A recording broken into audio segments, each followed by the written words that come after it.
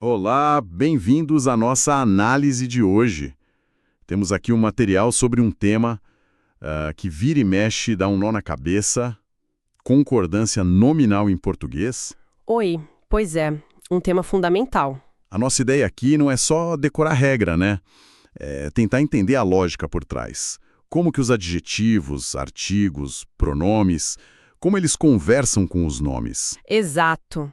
E claro, desvendar aqueles casos que parecem exceção, mas que no fundo têm lá sua razão de ser. Para tudo fazer mais sentido, né? E a comunicação ficar mais clara. Vamos nessa? Com certeza. Entender concordância nominal não é só, preciosismo gramatical. É essencial para a clareza, para a precisão do que a gente fala ou escreve. Quando essas palavras que acompanham o substantivo combinam direitinho em gênero e número, a mensagem flui sem ruído, sabe? Vamos investigar essa lógica e como ela funciona na prática? Ótimo. Então, vamos começar pelo começo mesmo, a fundação. A regra geral. O básico do básico. O material diz adjetivo, artigo, pronome adjetivo, numeral adjetivo, tudo isso tem que concordar com o substantivo, em gênero, masculino ou feminino, e número, singular ou plural.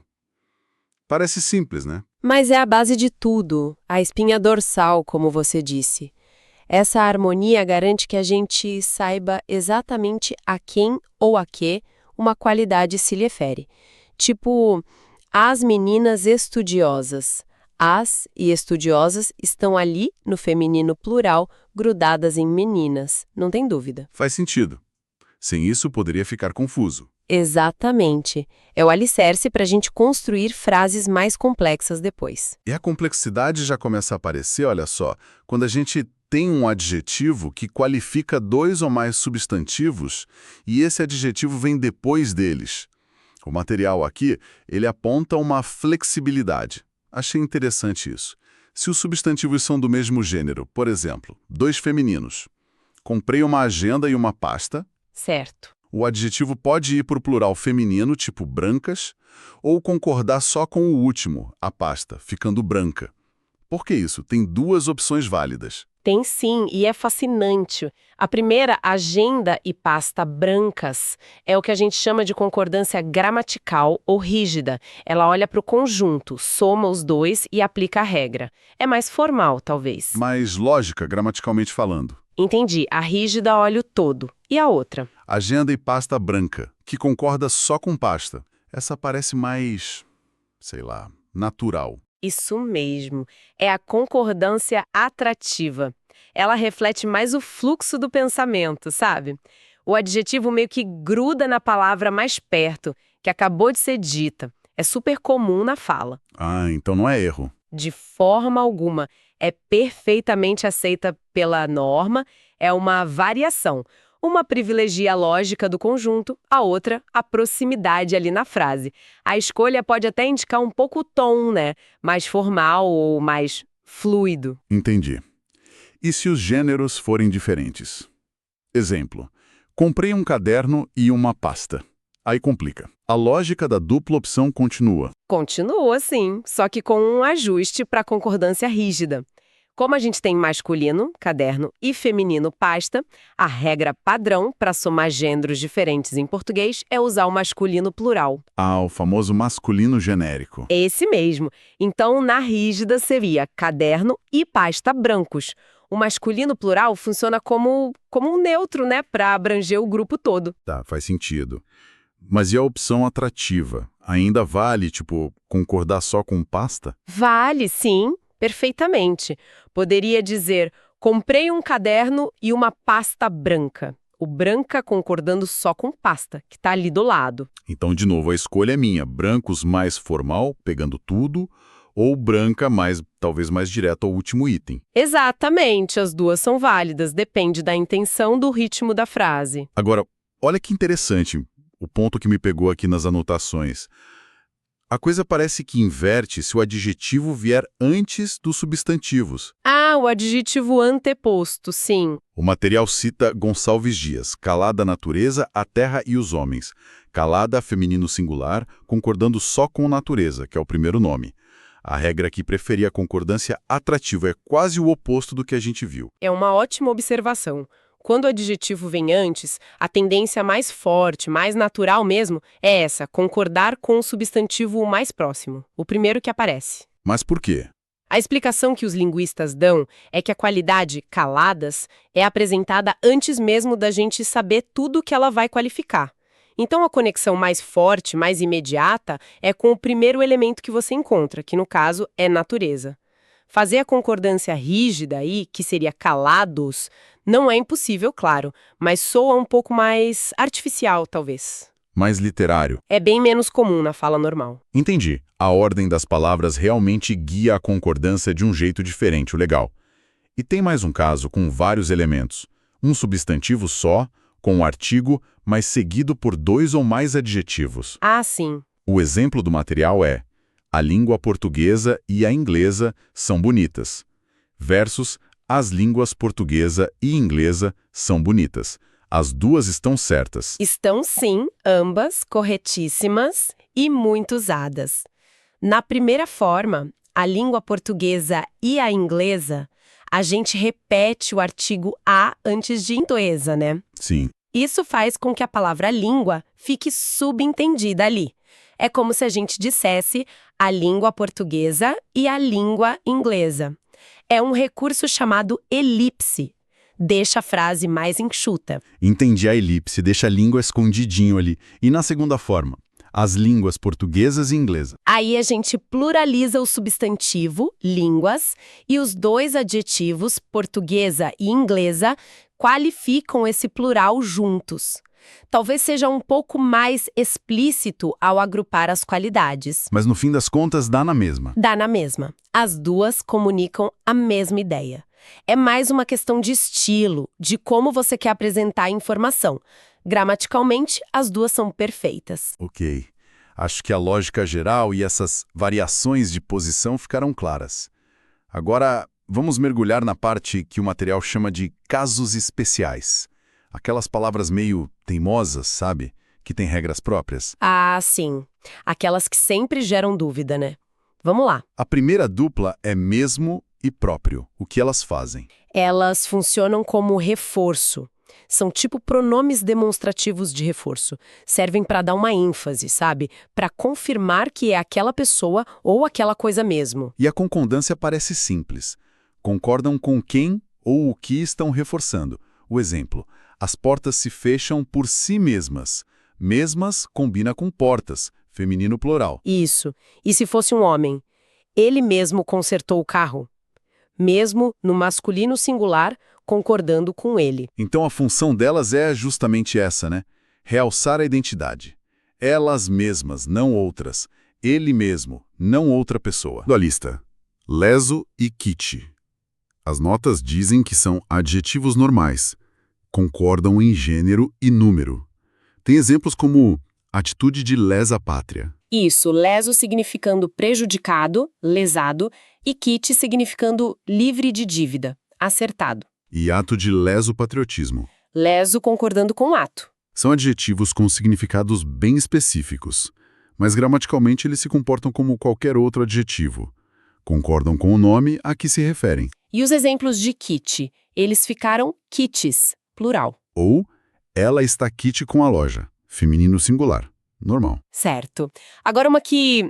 Nossa, campia de tropeços. Menos. Ah, o menos. Um clássico. A tentação de inventar um menos é grande, né? Muita gente fala, mas o material aqui é claro. Menos é sempre invariável. Não existe menos. Seja advérbio. Ela era a menos bonita. Ou pronome de quantidade. Havia menos pessoas. É sempre menos. Por que essa teimosia toda? É por causa da função dele. Como advérbio, ele modifica outras palavras adjetivos, verbos, indicando intensidade, grau.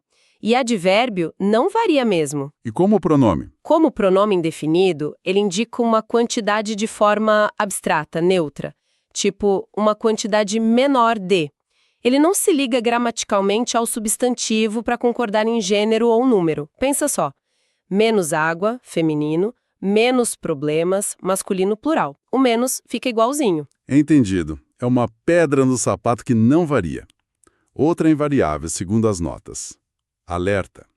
Vem da expressão em estado de alerta e funciona como advérbio. Exemplo: os soldados devem estar sempre alerta. Nada de alertas, né? Mesmo com soldados no plural. Correto. Alerta aí indica o modo como eles devem estar. Vigilante.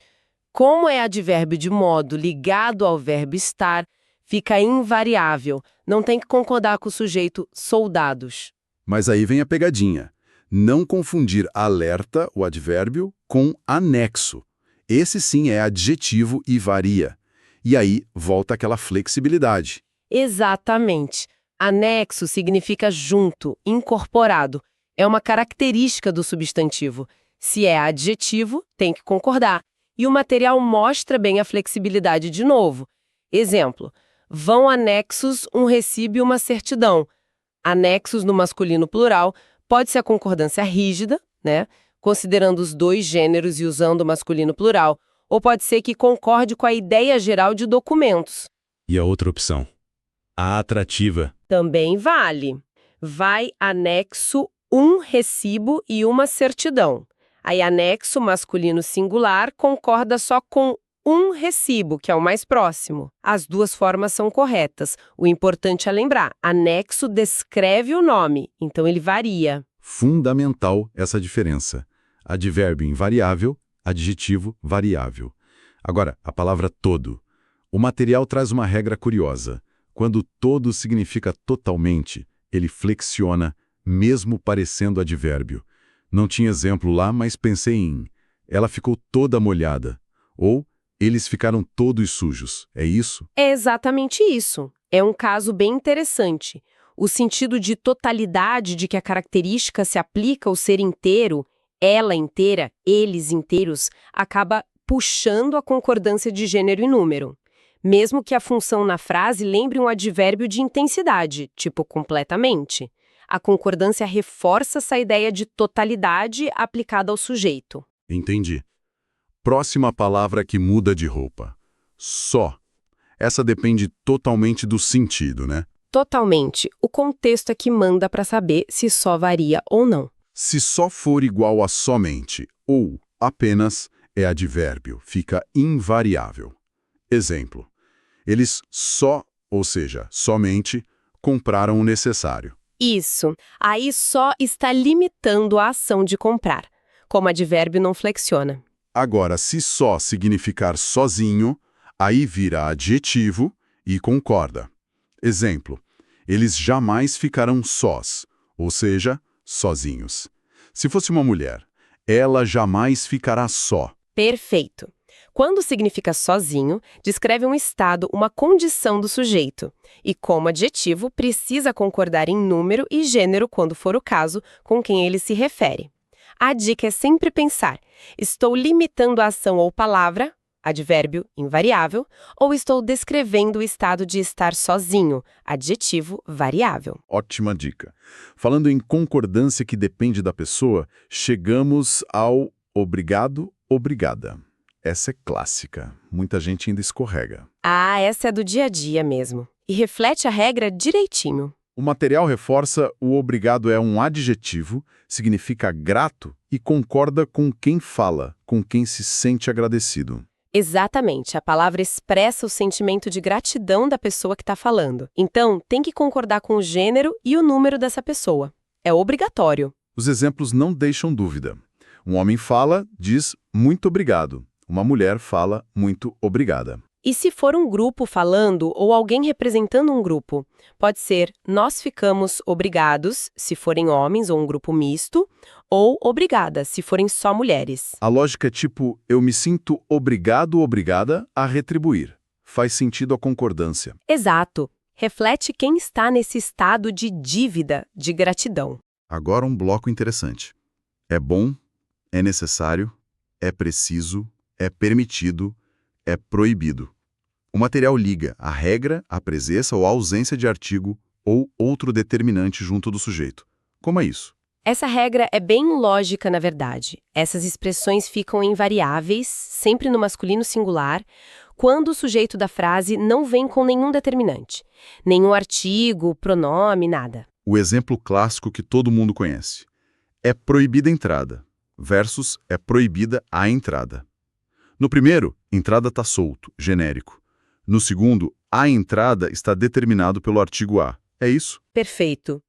Quando a gente diz é proibido entrada, falamos da ação de entrar de um jeito geral, abstrato.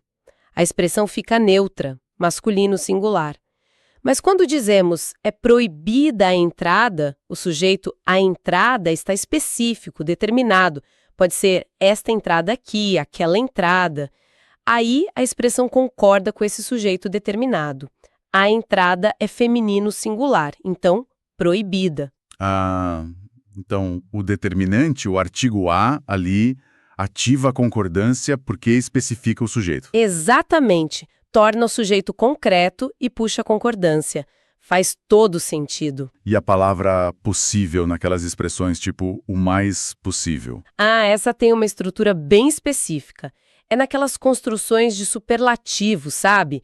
O mais adjetivo possível, a menos adjetivo possível, os melhores substantivos possíveis. A regra, segundo as notas, é que possível concorda com o artigo o, a, os, as, lá do início da expressão. O exemplo: cadernos o mais limpos possível. Possível no singular para concordar com o. Correto. A estrutura é essa. O a osas plus mais menos, melhor pior, plus adjetivo, plus possível possíveis. A concordância do possível é com esse artigo que abre a estrutura. Então, se eu dissesse, quero tarefas as mais fáceis possíveis, aí possíveis iria para o plural para concordar com as. Interessante isso. A concordância pula o adjetivo no meio, fáceis, e busca o artigo lá no começo. É uma característica bem particular dessa construção. A gramática meio que estabeleceu essa conexão direta entre o artigo inicial e o possível no final da estrutura. Uma regrinha específica para essa situação. Entendido.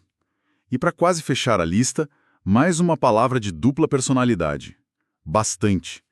Parecido com o só, né? Depende da função. Exato. Bastante pode ser pronome indefinido ou pode ser advérbio de intensidade.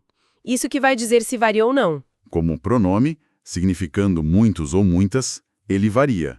Os exemplos: ele tem bastantes amigos, igual a muitos amigos.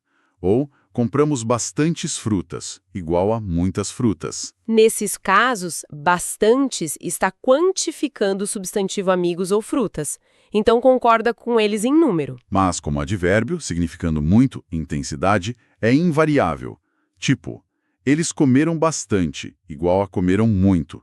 Ou ela está bastante cansada, igual a muito cansada. Aí, bastante está intensificando o verbo comeram ou o adjetivo cansada. E como advérbio, não flexiona. Aquele teste de substituir por muito, muito, muitos, muitas ajuda muito aqui. Qual era mesmo? Então, bastante também varia. Se só o muito invariável encaixar, comeram muito, muito cansada, então bastante também fica invariável. Ótimo teste, muito prático. E para finalizar a lista dos casos especiais, a expressão a olhos vistos. O material diz que é uma locução adverbial de modo, significa claramente, evidentemente e é sempre invariável. Isso. Locuções adverbiais, que são esses grupinhos de palavras que funcionam como advérbio, geralmente têm forma fixa. A olhos vistos indicam o modo como algo acontece. De forma visível, notória, modifica o verbo. O exemplo: a empresa cresceu a olhos vistos. A expressão não muda para concordar com empresa, por exemplo. Perfeito. Ela modifica o verbo cresceu, indicando como foi o crescimento. Não tem vínculo de concordância com nomes na frase. Ufa, foi uma viagem, hein? Realmente, são muitos detalhes nesses casos especiais. Mas acho que deu para pegar a lógica por trás de cada um. Então, tentando resumir nossa exploração, a concordância nominal busca essa harmonia, essa conversa entre o substantivo e quem o acompanha. Vimos a regra geral e como a posição do adjetivo, antes ou depois, muda a preferência entre a concordância rígida e a atrativa. Essa flexibilidade é um ponto bem importante, né? E é uma flexibilidade que mostra a riqueza da língua, né? Não é um defeito. Mostra como a língua se adapta, como convivem a norma mais formal e o uso mais espontâneo. As duas são parte do sistema. E claro, passamos por essas palavras e expressões mais teimosas. Menos alerta, sempre invariáveis. Anexo, só, bastante, que mudam conforme a função. Obrigado, ó, dependendo de quem agradece. As expressões com é bom, é proibido, ligadas à determinação do sujeito.